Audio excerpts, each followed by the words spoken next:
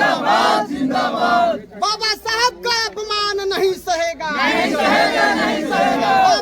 पढ़ना लिखना सीखिए और अपने बाल बच्चे को पढ़ाइए, बेटा हो या बेटी हो।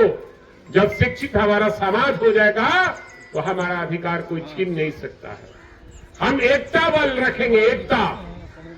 अगर एकता बल नहीं रहेगा तो हम अपने अधिकार की लड़ाई नहीं लड़ सकते हैं।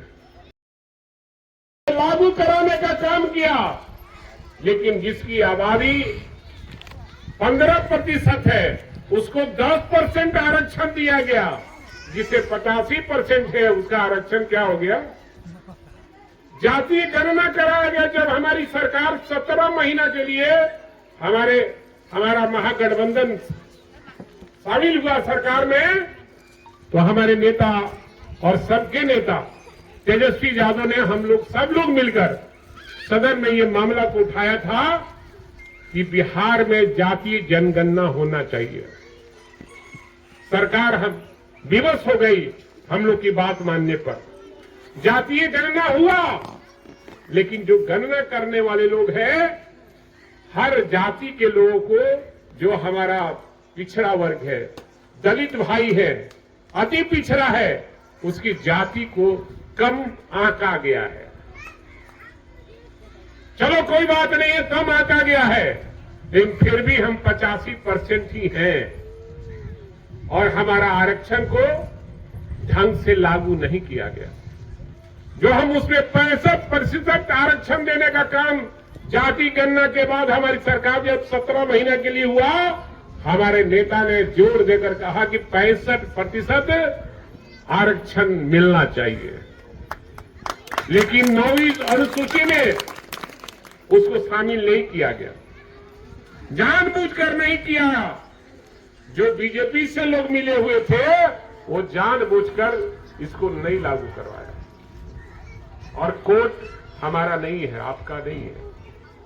कोर्ट में जो बैठे, मैं उनकी प्रतिक्रिया नहीं देना चाहता, लेकिन जो लोग वहां बैठे हैं वो आपके विरोधी हैं।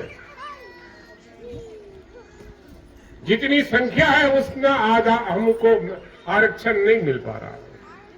जो अधिकार बाबा साहब ने अपने संविधान में दिया है वो अधिकार भी हमें नहीं मिल पा रहा है।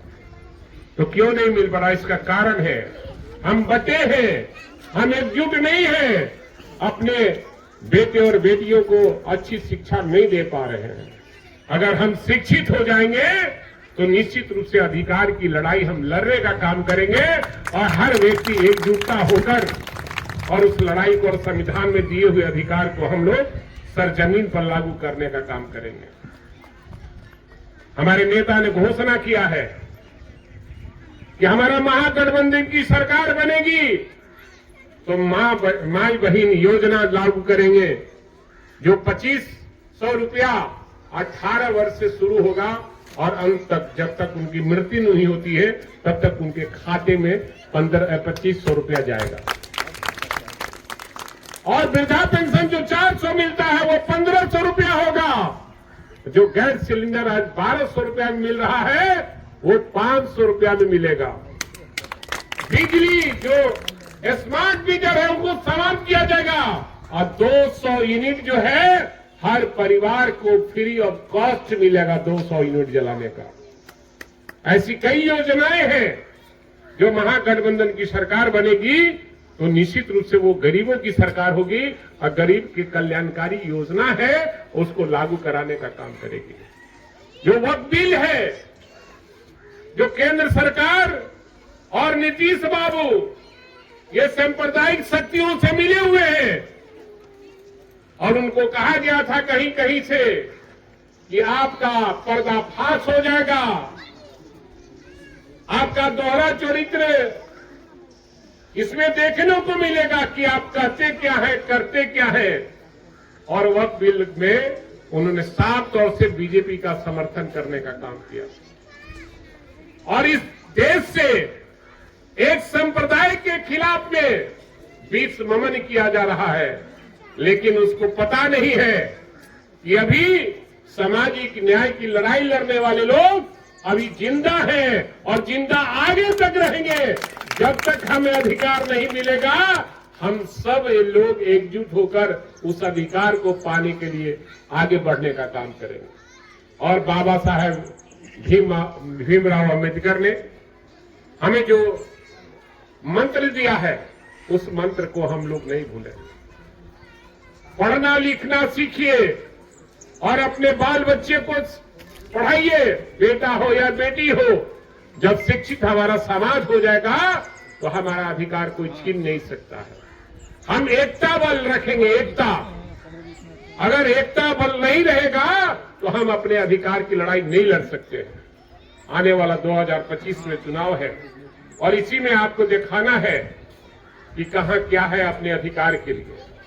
आएगा 10 तरह का प्रलोभन, हेलीकॉप्टर उड़ेगा, हवाई जहाज उड़ेगा, पूरे बिहार में सबको ठगने का, लूटने का